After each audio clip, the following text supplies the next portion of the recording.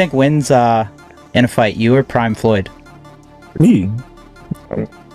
No questions? Why would you think that I would say Floyd? That there's not another guy in the world that can beat you right now. That's Mayweather level. Head to head at their welterweight primes, Bud versus Floyd. I feel like a lot of us might actually be picking Bud right now. But what he achieved, I cannot put him above Mayweather or Pacquiao because he got these opportunities so late. That's the problem with Bud's career, right? It bloomed kind of late. Bud's been the baddest man for 12 years, but no one gave him credit because he didn't go tell you he was the baddest man. He didn't market that. He just went out and fought and beat people and knocked people out. Terence Crawford responded with full confidence to Floyd Mayweather's claim that he could beat him. Crawford boldly stated that even if Mayweather were in his prime, he would still defeat him. He highlighted that history will always remember him as a fighter who never avoided challenges, reminding everyone that he has consistently faced whoever stepped up. Crawford added that if the opportunity ever arose, he would not hesitate to fight Mayweather either. Started going like this, and then that's when Floyd started taking over. What do you want your legacy to be like when your career is all said and done? What do you want people to remember you for? Oh man, everybody's asking me the question. I always be like, man, it's whatever it's their opinion. Everybody gonna have a different opinion of Terence Crawford, but one thing they can't say is that I ducked anyone. I fought every. Dan Rafael weighed in, arguing that Terence Crawford has already achieved so much in boxing that he doesn't need another fight to secure his legacy. He pointed out how Crawford cleaned out divisions, unified titles, and dominated elite opponents without showing weakness. Rafael emphasized that Crawford is at a stage where it's not about proving himself anymore, but about protecting his legacy and enjoying the respect he has earned. According to him, Crawford's resume has already surpassed expectations, and chasing unnecessary fights won't add much to his history. His recent dominance alone ensures he'll be remembered as one of the greats. What does a Terence Crawford do now? Like, what's the next thing that he does? Because you look around and go, is the only way that he really gets that ultimate chance if he goes up again? And do you say, what do you do? I don't quit. Yeah, I mean, he was asked those questions at the press conference. He made two things clear. One, he's not going back to 154, and I say that because some people suggested about possibly pursuing a fight with Ennis, who has his debut in the weight class coming up. Yeah. That's probably unlikely. He's not going to go back down in weight. And I mean, no disrespect to Ennis, but Ennis is a guy that's known within the diehards of boxing. He's not in any way known beyond the boundaries of the hardcore boxing fan. So I don't know if that makes sense for a lot of different reasons for him. Not to say I wouldn't, as a boxing fan, enjoy watching the fight. So, But I don't think he's going back to 154. He was asked about like a Benavidez at 175, and he acknowledged like that guy is really big. I mean, that's maybe a bridge too far. He already went up to 2 weight classes to fight Canelo at 68. So it feels to me like he could either stay at 168 and defend this championship and look to the same types of names that were being thrown around as the types of guys that would have been in the mix for Canelo had he won the fight. And he's going to have mandatories. Obviously, that's the first thing they'll have to look at. I mean, I don't know if he's not going to necessarily keep the belts if he's forced into a mandatory. He doesn't need the belts at this point, but there might be something appealing to him. For example, and Billy had a great fight on the undercard, although he's been ordered to fight a rematch in that fight. Mm-hmm. That was, tight, like fight of the year against Lester Martinez. Crawford's emphatic win over Canelo Alvarez sparked heated debates across boxing circles. Fans and analysts began comparing it to Floyd Mayweather's victory over a younger, less experienced Canelo. While Crawford dominated a more seasoned version of Canelo, Luke Thomas reminded fans that career timing matters. Floyd became a superstar much earlier, fighting top-level competition at a young age, while Crawford's rise was delayed by lack of promotion and recognition. Thomas argued that although Crawford's win was more impressive in execution, it doesn't automatically place him above Mayweather historically, since their career paths unfolded differently.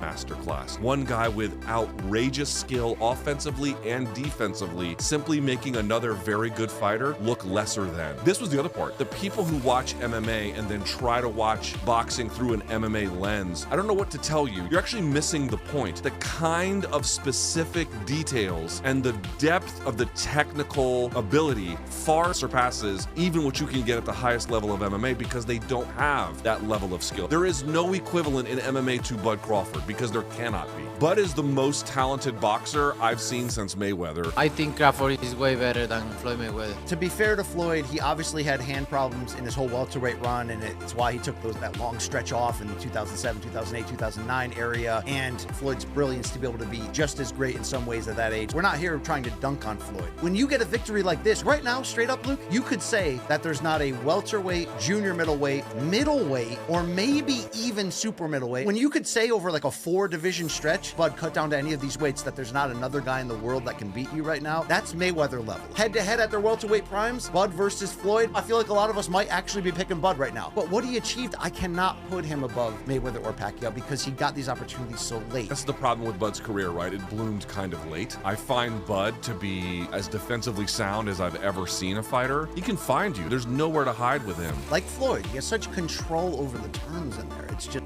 Buddy McGirt praised Crawford heavily after the Canelo fight, calling the performance complete domination. He explained that Crawford dictated the fight from start to finish, never letting Canelo impose his style. McGirt insisted there's no need for a rematch because the difference in class was obvious. He also stressed that this victory gives Crawford the signature win he needed to seal his legacy. Beating a fighter of Canelo's stature, McGirt said, places Crawford firmly among the legends of the sport, with nothing left to prove. Like, what fight would they watch? Right. I mean, it's. I don't know, man. I don't know what some of these guys be doing in this game, man. Some people, in situations like that, they should ask them, listen, just turn in your license, bro. Because there's no way in hell the fight was that close. Right. I mean, come on, man. It's just, it's not fair. It's not fair. You get a guy like Terence got here and dominate from beginning to end, and then you find out he needed the last 2 rounds to win. That's scary, man. It is, and you see how you just mentioned scary. Now, a lot of people are saying, buddy, that type of beating, nah, he's not going to want a rematch. But looking at those scorecards and knowing that, hey, you wasn't too far behind, even though, you know, he did mention that, you know, he's better than Mayweather. But, I mean, what's your thoughts? Do you feel like that was such a beating that Canelo wouldn't want a rematch? No, you know, I think that, in all honesty, personally, I think that Canelo's at that stage in his career right now, you know, that it's a rematch he don't need. He don't need it. You know what I mean? You know what I mean? What we saw that night, that's the stage Canelo's at right now. I mean, he's fought everybody, he's did everything. You know what I mean? He passed the torch to the right guy. You know what I mean? He passed the torch to the right guy. You know what I mean? He lost it to Terence fair and square, and he passed the torch. So you're gonna have another fight, cool, but you don't need to. You have nothing. He has nothing to prove. You know, he fought Terence and nobody else would. When comparing Crawford to Mayweather, analysts often point out Floyd's mental edge as the key difference. While Crawford is technically brilliant, switching stances, adjusting mid-fight, and dismantling opponents with precision, Mayweather had an added layer of psychological control. Floyd manipulated opponents mentally, forcing mistakes and breaking their confidence before and during fights. This mental warfare is what many historians believe set Floyd apart. Crawford's skills put him close, but Floyd's aura of psychological dominance still elevates him above in many comparisons. Hearns, I've seen Sugar Ray Leonard and Marvin Hagler. Like I've seen all of those things, and those fights were wars. Floyd Mayweather is the best boxer I've ever seen. He's the most skilled boxer I've ever seen. Bud, and this is just my opinion, is the baddest man I've seen wear boxing gloves. And here's why I say that. I see. Here's why I say that. Bud is extremely skilled, right? Yet not as skilled as Floyd Mayweather. Floyd Mayweather made people look foolish, right? And so if I had to say who's the greatest I've seen, and Bud said it right, the best of an era and the best of an era, it's Floyd. But when I watched Bud against Canelo, there was this extreme skill on display, and there was a level of crazy that's different. There was a level of, and Floyd's extremely tough. Go back to Shane Mosley and the 2 punches he landed early in the fight and the way that he embarrassed him. I'm not saying that Floyd's not tough, Floyd's not a bad man, but there was domination inside that ring we saw this weekend. And there's no fear in him in the way that he's attacked, gaining notoriety. Bud's been the baddest man for 12 years.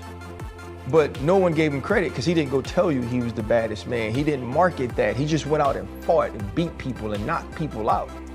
So he had to move up and take the bigger fights and the better fights, and he was arrow spin. For more than a decade, Crawford showcased greatness, yet his quiet personality and lack of flashy self-promotion meant he was often overlooked.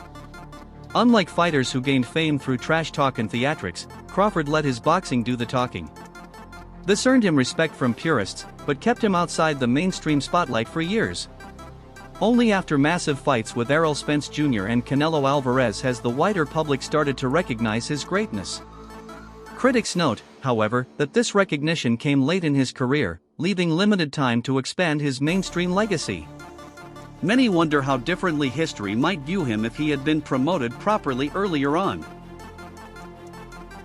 Great he was.